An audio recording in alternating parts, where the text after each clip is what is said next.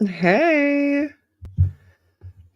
All right, let me get back into it because I forgot what to do. It's been a long time. Um, okay, let me get this. There we go. I like to post the link to the show in case anybody wants to join. I know you won't because this is not everybody's cup of tea, but I I like to post the link in case anybody decides that they want to talk about something. Um so this is going to be hard to do this show. I would like to apologize first and foremost for not being on here in a long time. If I'm being honest, I didn't think that I should do it. I know the whole point is to make you guys feel like you're not alone and to show you that I'm a train wreck all the time and I'm learning to conduct it and to help you guys do the same. And it just kind of has felt like I don't know how to do that lately and that I've just been a freaking hot mess. And so I felt like I shouldn't do the show because how am I going to sit here and try to help people when I don't even know how to help myself? So I apologize because I was just lying basically, saying, I was super busy at work, whatever, but I was just not doing good and not for any particular reason. It's a lot of little reasons. And I apologize for not being around.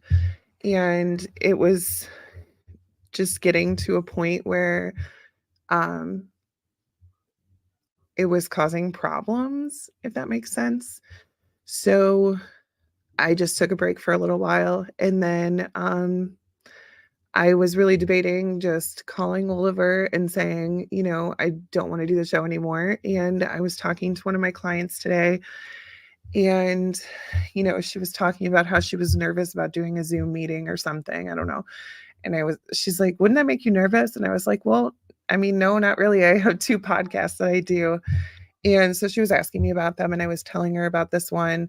And she was like, oh my gosh, that's amazing. I wish that I could watch something like that. And then I felt bad because she said, you probably help so many people. And I wasn't doing it. And I felt bad. So here I am.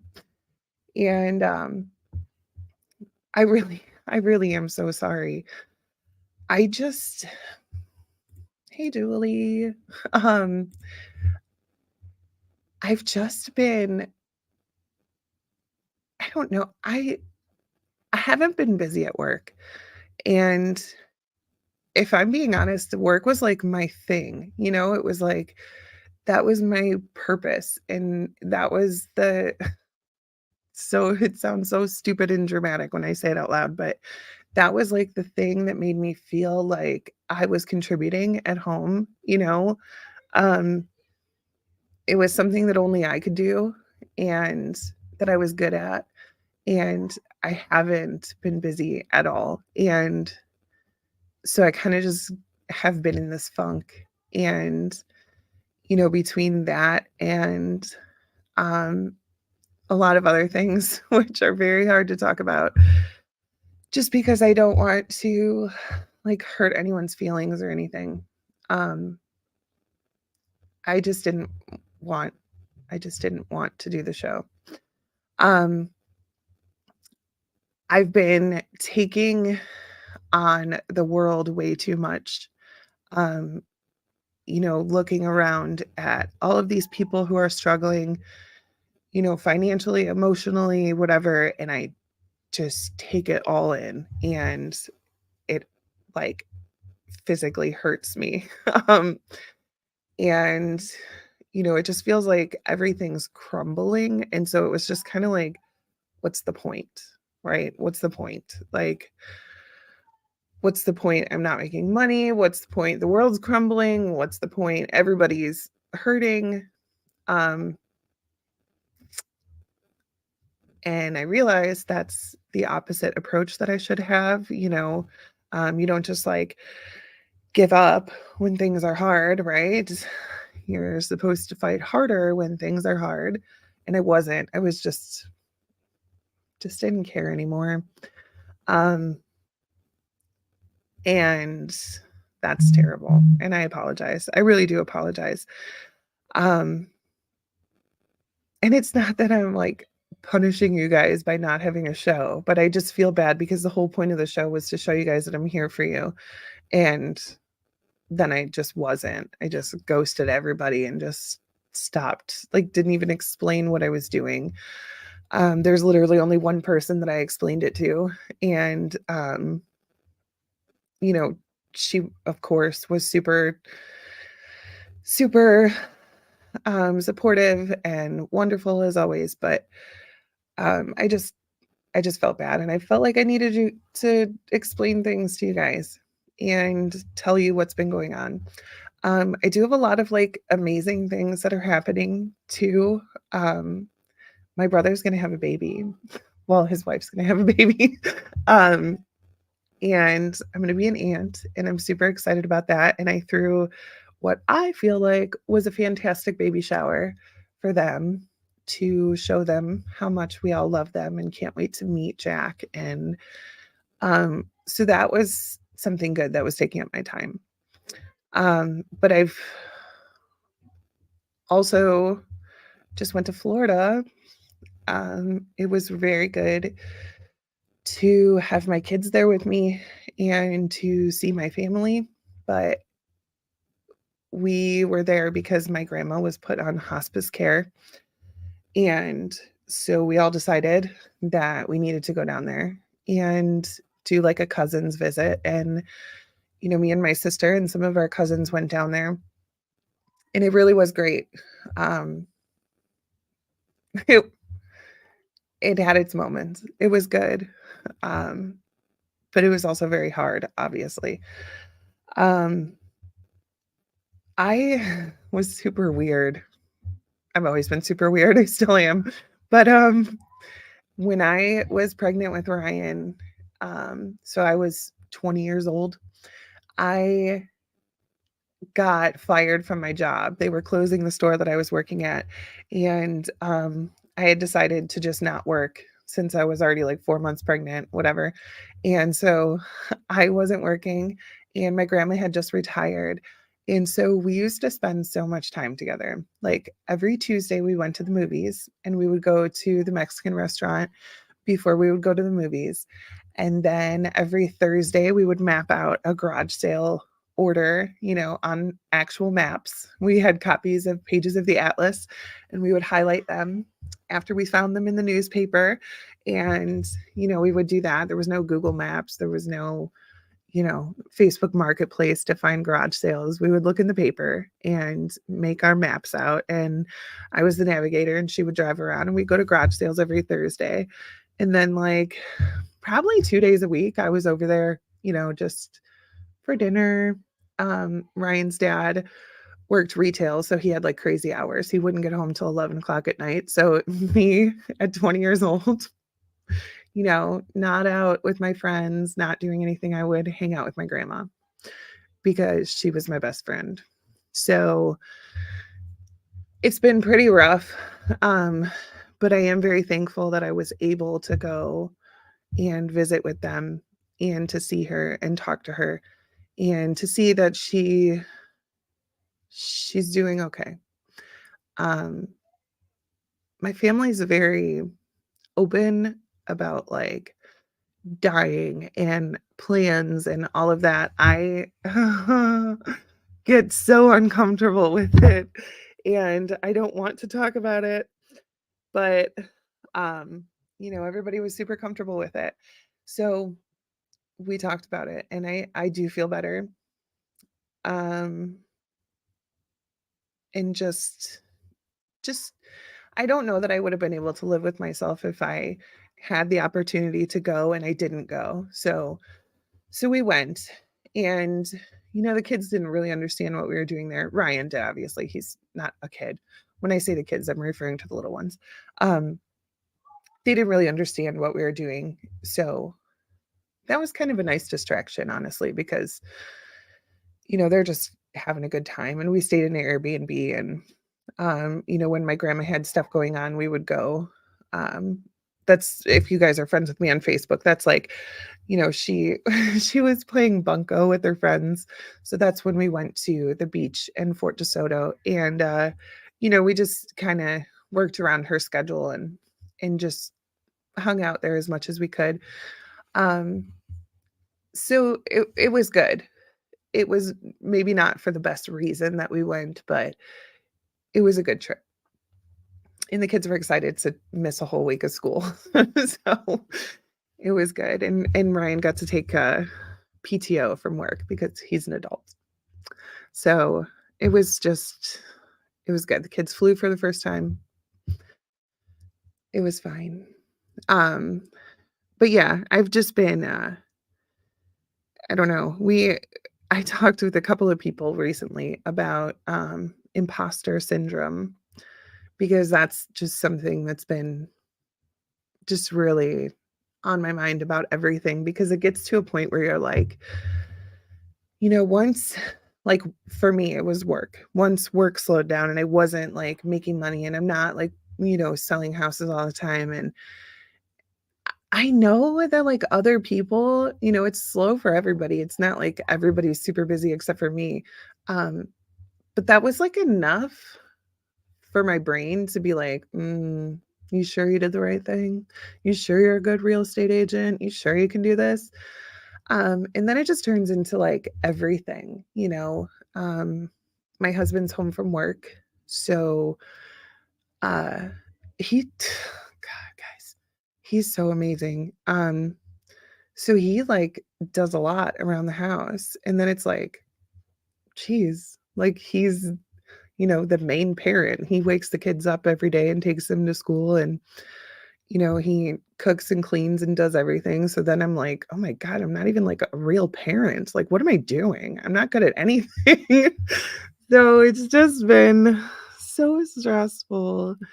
Um, and I don't know, like all of my normal tricks and things are just not working. And I think that it's just because it's just so much. It's just so much. Everything. It just and like I know, hey Scott, hey John. Sorry, I'm not even paying attention to the comments.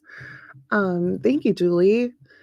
Um, I know that I'm not the only person that's feeling it because even when I talk to people, you know how you could just like hear it in their voice, like they're not into it. They're not happy, they're not excited about things. With my other podcast, we have some amazing opportunities coming up, and I'm just like, okay. Again, like imposter syndrome, like what are we even doing getting invited to these events and whatever. Um, but I hear it in everyone's voices, and it's not even just like my close friends. It's like, you talk to people in the grocery store or, you meet them somewhere, and it's just I feel like everyone is just so down in the dumps lately. Everybody's so I call it zombie mode because I will get to a point where I am so stressed and you're just kind of like in survival mode. Like all you can focus on is paying your bills and putting food on the table. And so your body's like, listen, we don't have time for any of that other garbage. Get rid of it. And so all of your other emotions are gone. And something terrible will happen and you like can't even cry. Like you can't even cry because your body is so done with it. It's like, nope, we don't have time for that. We don't care about that anymore. Like disassociation. Um, and I feel like everybody's just doing that lately. Um, I know some of my very best friends are doing it, and I don't know what to do to stop doing that. Um, I've I've tried all of the normal things, but I can't do it anymore. Um, I don't know, maybe once things pick up at work, I'll be better. But I just want you guys to know that you're not alone. Um, there's so many people that are feeling this way, and it's everybody. It's people who make over $100,000 a year are struggling right now. And I just feel so bad because it's not anybody's fault. You know what I mean? You could be a hard worker all you want, and you can work like 2, 3 jobs, and that's not going to magically change the price of the things that you need. So, I just know that so many people are saying like, "Oh, well, just work harder. Oh, just stop buying your $6 coffees." People are doing those things. They're not going crazy with their money. They're not, you know, working 10 hours a week. It's just hard for everybody. And I hope that you guys understand that. I hope that you understand that the system is super broken. And I know I post about it all the time and I probably drive people crazy, but I think that it's so important for you to understand. Um, a lot of times it's going to take creativity, multi-generational households are going to be a thing again. My oldest will be 20 in God, in a few days. In like 11 days, he'll be 20. Um, but I am in no hurry for him to move out because what is the point? What is the point? He's just going to struggle. I'm not trying to like set him up for failure. Um, and I feel like a lot of parents are doing that too. And, the older generations will tell you like, "Oh, they're 18, they should be out on their own." Well, it's not really how it works anymore. My first apartment was 565 a month. And they were there were people who were like, "Why are you getting such an expensive apartment?" Expensive, that was expensive at the time, 565. If Ryan could go out and find an apartment for 565, he'd be set, but you can't because 'cause they're like $1,200 now. Um, but his paychecks are very comparable to what I was making at the time, so it's a different world, and that's fine. So don't let anybody make you feel bad about that kind of stuff either. Ever about any decision that you make for your own life. That is your decision. And it's that's it. That's it. There's no more. There's nothing else to it. That's your decision. It's your life. Don't ever let anybody make you feel bad about decisions that you're making for your own life and what you think that is best for you and your kids and your family, or even just yourself. Um, Isn't it funny that people have the audacity to even, like, get mad at somebody? I can't even imagine ever, like, looking at somebody else's life and being like, "I am so offended by that. I'm going to be angry about it." That is some audacity, I'll tell you what.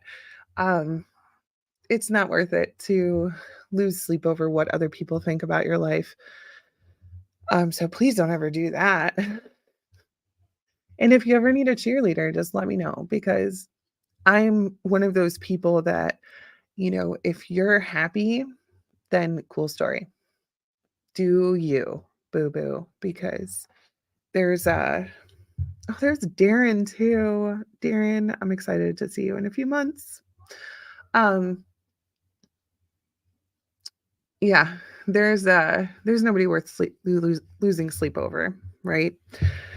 Um, I'm trying to look at my notes. I'm so sorry. I just I really hope that you guys understand how much I appreciate you being here and in the comments and bearing with me and not giving up on me because I'm going to be honest, I 100% gave up on myself. I did not want to do this anymore. Scott, I almost called you to see if you would just be my co-host because I need somebody with some sense. Um, Scott says, "Why do you apologize for things no one needs to apologize for?" Because that's who I am as a person. And I try so hard. I tell my kids all the time, don't say sorry. Don't apologize. If they, you know, there's like this whole thing. It was like instead of saying sorry I'm late, say thank you for waiting. I always try to teach my kids that, but it took 41 years now of me just always apologizing for things. I have always felt like I did wrong to people. Like, it's just who I am as a person. I try to work on it, I swear. But I'm also like totally, totally going backwards in steps. I've done all of this like healing and growth, and I feel like I'm not as bad as I once was, but I've been slipping and getting pretty close. I have been apologizing way more than I used to. I did kind of get over it for a little while, but I'm definitely going right back. And honestly, I'm not as bad in my normal life, but I really do feel bad about this. I feel bad because I am just lying. I feel like I'm lying. I'm not lying. I feel like I'm lying because I'm sitting here and I have an entire podcast that is based on me figuring out ways to conduct my train wreck, right? Figuring out ways to deal with all of the issues that I have going on. Um, and I can't right now. I can't. And I genuinely feel bad about that. So, as much as I probably shouldn't be apologizing for it, it really does bother me.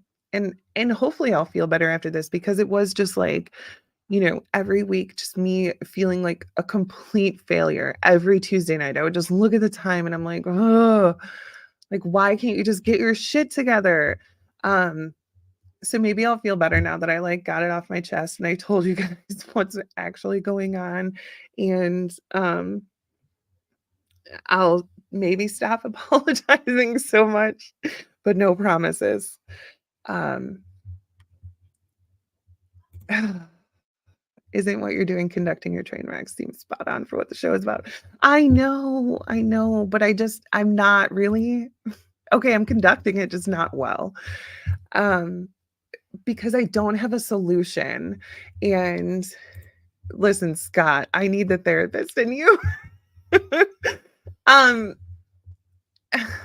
I the failure part is that I wanted more than anything in the world to have this podcast and to show you guys like normal people are not okay, right? Because we have this huge illusion, thanks to social media, that everybody's fine and everybody's perfect. And I wanted to show you guys that that's not the case and that people are train wrecks. Everybody is a train wreck. Normal people are a train wreck. And I wanted to come on here and give you guys tips like, this is what I do. Here's my 5-minute rule. Here's these things. Here's this coping mechanism I've done. And I wanted to help people. I wanted to help people feel better. And I can't help myself feel better right now. Um, and so I am a failure. In my own mind, I am a failure because I can't do the very thing that I set out to do with this podcast. So that's where it's coming from. Um, I know that the whole point was to show people that I'm a mess too. But I also wanted to show solutions for it, and I don't know what that is right now. And I really think that I'm just gonna go talk to a therapist because I'm obviously not doing a very good job on my own anymore. I did go to a therapist for a while and I learned things and did things that made me better and made me learn to recognize when things were happening and when I was getting depressed and all of this stuff. And then I learned how to fix it. And I'm just not doing that very well on my own lately, which is 100% fine. I feel like everybody should go to therapy anyways. I'm sure Scott would agree. um, I think everybody should go. So I might look into it because, and also because you could do like Zoom meetings now and phone calls and all kinds of cool stuff. So that's true, Scott. The name is not like properly conducting your train wreck. It's just been really hard. And it's like every week I get worse and worse. Like, I'll get there. Counterpoint, saying you need a therapist, recognizing you're struggling, advocating for yourself. Those are all wins. I agree. If I was telling somebody else, I would 100% agree. um, I am such a huge proponent for therapy, honestly, and when uh when I'm talking to other people, it's very easy for me to recognize that in other people. Um, but I'm a firstborn child and I have very high standards for myself. So it'll take me a while to recognize it in myself, but I do agree. Um, if I were talking to you or anyone else, I would say the same thing. Like, I feel like it's so in other people, I mean, in myself too, I'm just having a hard time recognizing it, but I feel like it's such a power move to go to a therapist. And I genuinely, I do really mean that. Um, because anybody can sit there and, you know, anybody can sit there and solve their problems other ways or mask their problems, whether it's drinking or taking it out on somebody else or just sitting around and not doing anything, just giving in to the depression. Those things are easy, right? It's very easy to do those things. And that's how people get stuck in them because it's the path of least resistance. Um, so I think that it's a power move for you to be like, you know what? No, I'm not going to do this. I'm not going to take the easy way out. I'm going to focus on myself and face my demons and grow from it. That is huge. And it's such a big step for people. And I feel like it's one of those steps that like even as soon as you take it, you're like, okay, I can do this. And then you go see somebody super amazing like Scott and you learn real ways to cope and then you really do. That's when the healing starts. See, that makes me feel so much better, Scott. Scott said he's a therapist and he still goes to see one and he has been for 11 years. Um, I think that's so important because I'm always like, no, I could do it myself. I could do it myself. And I have. I really, there's a lot of times people are like, I can't even tell that struggle with anxiety. Like the people who are super close to me know. they know. Um, but there's a lot of people that are like, I can't believe you have anxiety and depression and, whatever. I've learned very, very good ways to deal with it. Um, but sometimes you just need somebody else, especially when you get in a funk like this and you're like, everything you do is wrong and you can't do anything right. You're never going to recognize when you are making good steps. So it's good to have that like outside person to be like, hey, that was good. Or hey, why don't you work on this?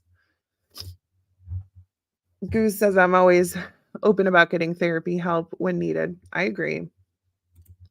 Sam says same. Um, yeah, it's such a good thing. And I really think everybody should do it. I think that maybe we should start in like middle school and high school and just like maybe if they're not going to actually like see somebody, maybe like actually make it available. I know the schools say that it is, but um I don't think that it actually is. But I think that like from an early age, kids need to understand that it's totally normal and like so many people do it and not just like, people who have like, not just like people who attempt suicide or whatever, like normal people, normal. You don't have to wait until it's an extreme to go. I feel like that's what needs to be taught to kids. Um, we need to definitely get rid of the stigma behind that. Faux show. Sam says, I love my therapist.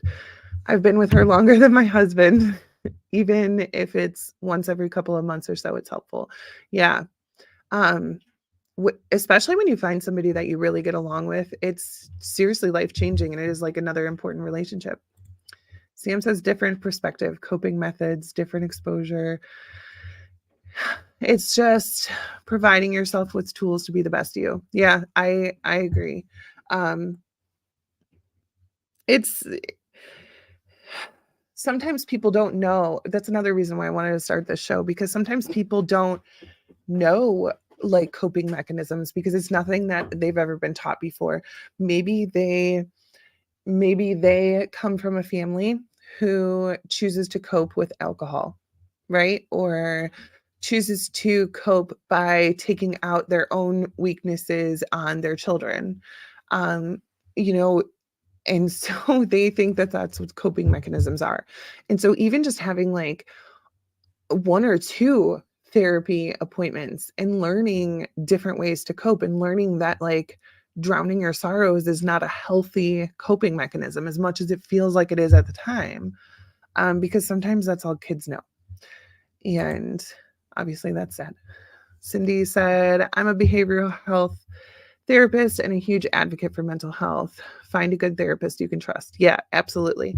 um and you don't have to like actually try them all out. I feel like when I first started going to therapy, I basically just had to like pick somebody and then just go and see what they were all about. But a lot of times now they have like whole profiles, that'll talk about who they are and their beliefs and all kinds of stuff. So that makes it a little easier to narrow it down.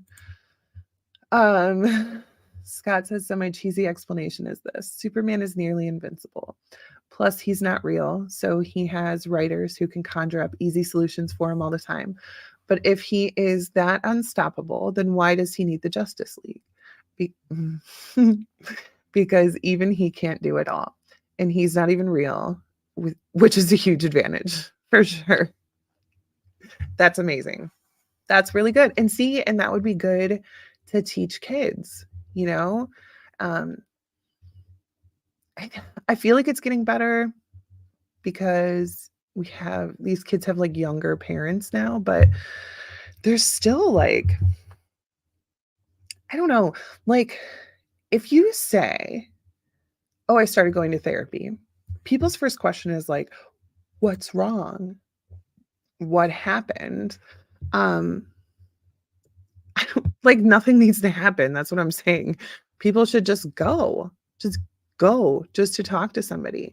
Um, I was telling someone, sometimes it's nice just for the simple fact that this person does not know your parents, your friends, your spouse, they don't know anybody that's in your life. So you know that their opinion is just based off of you and your feelings, and it's not biased because they only know the one side. It's not like, my therapist is my husband's best friend. So if I say something, which I never would, but if I said something negative about my husband, then he would be like, oh, I know that's a lie. You know what I mean? It's just nice to have somebody who is not part of your everyday life to just talk to. And because you know that you could just go there and you can say whatever you want. I would imagine maybe it's not whatever you want. If you talk about hurting yourself or somebody else, I would assume that they have to say something, but you could say whatever you want and they're not going to judge you or, you know, um, go tell the person like, oh, Denise said this, it's just something so freeing about it. So yeah, so I've been thinking about doing that. Again, because it's been a long time. And I don't know. I mean, I have really good coping mechanisms, and I normally am really good about recognizing when I get in a funk. But I've been recognizing it for months, and haven't been able to snap out of it. And I'm sure a lot of it, honestly, is just, it's it's wintertime in Ohio, and that's like, seasonal depression time. I did My husband and I went for a walk today at the park. We took the dog, and that was super nice because it was sunshine and it felt so good to just be outside, even though it was cold. It just felt nice to be outside because, man, did I miss that. We were walking around Florida and I was like feeling so much better. And I'm like, duh, it's because you're outside. You don't get to do that anymore. And then, like, with not working as much, you know, my husband and I just sit in the house all the time and we don't do anything. And I was just a bump on a log. So we went for a walk today. So that was a huge thing. Like, definitely go out and be in nature because that's so good for the soul. And it was nice because nothing's like frozen over. So we could still hear like the river's still running, and um it was really nice. So definitely 5 stars. Highly recommend. Just get out there and get some sunshine. Even, I don't know, even just opening your blinds and just feeling the sun is really good for you. I feel like humans were not made to do all of the things that we do, and I feel like that's such a big problem that I have, is like, when you look at it, we are just floating on this rock in the middle of an infinite universe, and we are supposed to be connected to nature and just happy. I don't know. Why are we paying taxes? Why do we have credit scores? I just feel like, I don't know. I just feel like we're meant for so much more than credit scores and taxes. I'm not saying that I don't like, having money and going on vacations and doing things, but like, also we could just live on vacation all the time. We could just go. Who's down with me? Let's get a couple hundred acres in the middle of nowhere and just be done. Be done with all of it. Cindy says I have phone conversations with my patients before I schedule them to begin. It's really helpful. Yeah, absolutely. I feel like not everybody's a perfect match for everybody else, and that's totally fine. I feel like you absolutely shouldn't, like, force it. If you're just not feeling the vibe of somebody, like, you go talk to somebody and you're like, I feel like they don't understand me, then that's not for you, and that's fine. Just go to somebody else. Go talk on the phone to somebody else. I actually, okay. So, little backstory. I think it was 2008. We had that like really bad flood up here in Ohio. And, they were like rescuing people off of the tops of their second story roof. Okay. They were like taking boats up to the roof of these people's houses and rescuing them. It was a really, really bad flood. And I was living in Painesville. Painesville was terrible. It was really flooded. And my husband, who was my boyfriend at the time, got emergency evacuated by the sheriffs at like 4:45 in the morning or something. They were pounding on the door. They're like, you have to get out. Like, he was only allowed to take what he could grab. Super quick thing. He got evacuated. He called me because their cars were all underwater. And so I loaded Ryan up in the car, who was only like 3 or something. And we went to go pick them up. Him and his cousin were living together. And I went to go pick him up and we got home, whatever. He stayed with me, never left. We've never not lived together after that. But I was talking to my therapist about it and she was like, you went out, you packed up your kid at 4:45 in the morning. And I was like, yeah. Like, first of all, I went in his room. He was already awake and he was just sitting on his bed. It was really weird. Like, he was ready. So she was like, well, do you think that that was a good decision? I was like, what do you mean? It's just like, I just feel like you're making irrational decisions. I said, somebody needed help. I literally was 5 minutes down the road. Nothing like catastrophic happened, and she was like, I just think that maybe you're making irrational decisions, and that was, something that you should think about." And I was like, okay, no." And I just didn't go back to her again because I don't know, to me, that wasn't an irrational decision. It was just like, my significant other needed help and I was there. Like, that's kind of what you do in a relationship, right? You are there for each other. So it didn't hurt anybody. I just went to go see somebody else because that's fine. Don't ever feel like you have to stay. There's a million um, therapists of all different kinds. Scott says relationship therapy needs relationship first and foremost. It doesn't matter how well you know a theory or what intervention you have. If the relationship isn't there, there aren't they aren't worth anything. Sorry, my computer screen is so tiny. I really should put it on my other monitor, but um yeah, I agree. If you don't feel 100% comfortable with somebody, first of all, you're doing yourself a disservice because you're not going to tell them everything. And then that's only hurting you because they can't help you if they don't know everything. Um, that's super important to understand as well. So there's a lot of people, and I joke about it too, like, oh, I can't go to therapy because if they knew what was going on inside my head. Um, there's a lot of people that will go and they will just not say everything because they're afraid of being judged or they're afraid, like, that the therapist is going to take it wrong. Um, so you definitely can't do that. It is like a relationship. You need trust. Um, and you can I feel like therapists are like just like every other doctor. And I always try to make myself feel better. Like when I go to the doctor, like, oh, I don't want to take my clothes off. Um, I always remind myself that they've probably seen way worse. So that's the way I feel about therapy too. I know that I'm not perfect and there's a lot of things that go through my head that, normal people would be like, "Oh, wow."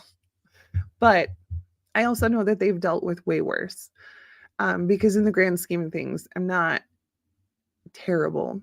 So please don't think that you're going to go there and say something like about your self-hatred or your self-doubt or your imposter syndrome or whatever, and they're going to be like, oh my gosh, that's the most terrible thing I've ever heard.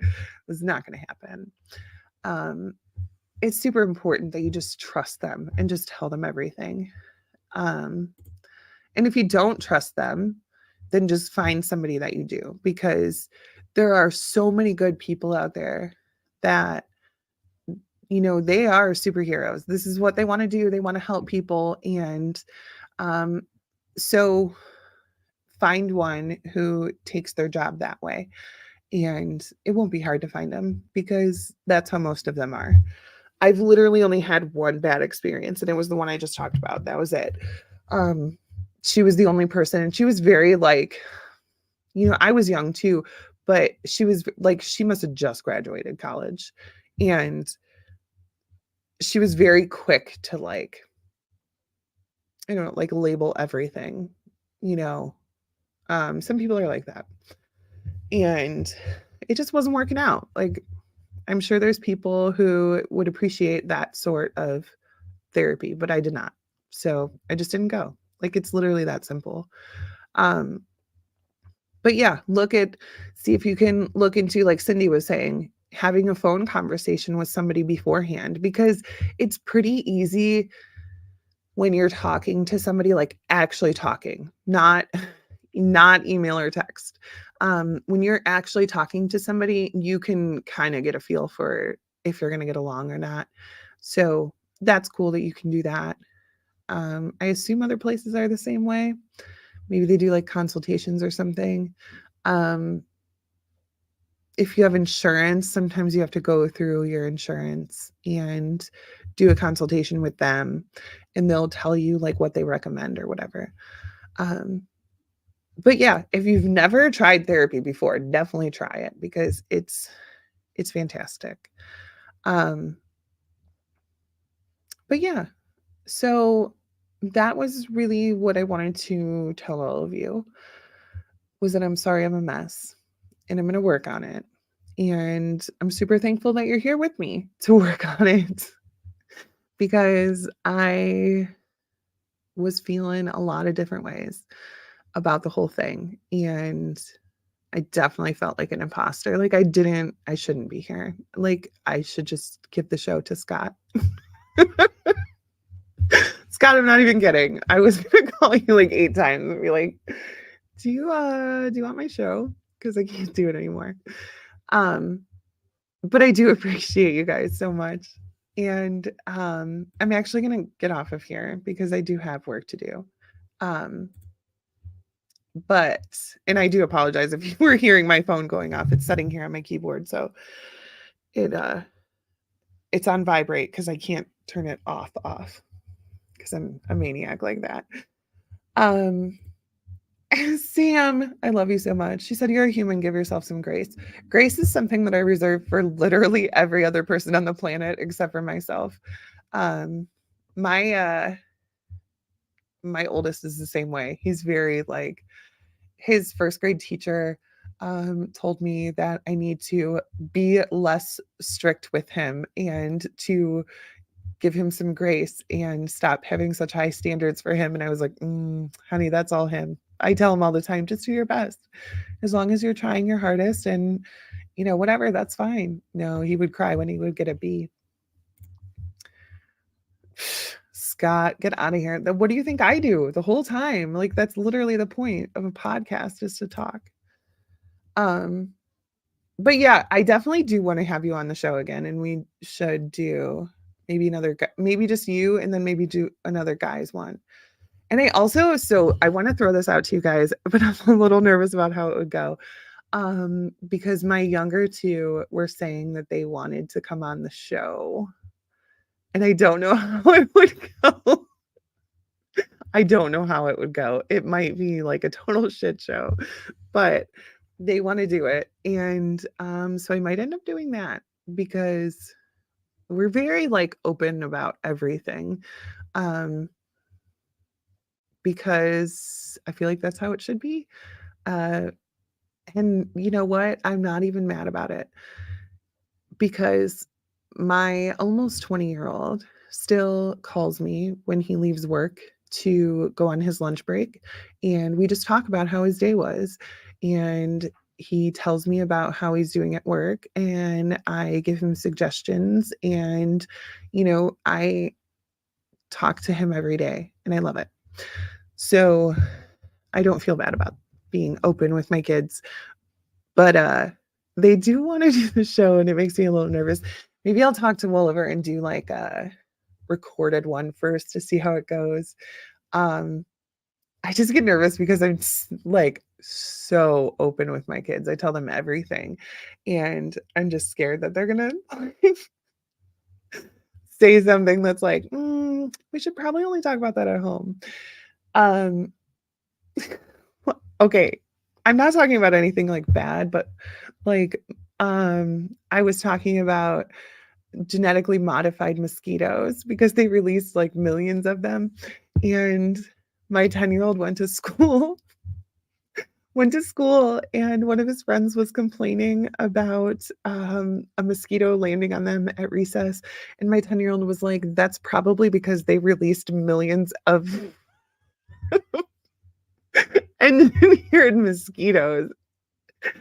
So I never know what's going to come out of their mouths. So it might make a fun show, um, or it might just be terrible, but we'll see. But, anyways, yeah, I will get my shit together and I will stop um, hiding when I have problems. And hopefully, I'm going to try to like get outside more because it's going to be, not terrible outside. And I'm going to I already talked to my boss about doing other things at work, like doing house cleanouts and stuff. I said, you don't even have to pay me. Can you just let me do something? Because I'm getting super stressed about it. But um, I'm going to work on it for you guys because working on it for me was not working. So I'm going to work on it for you guys.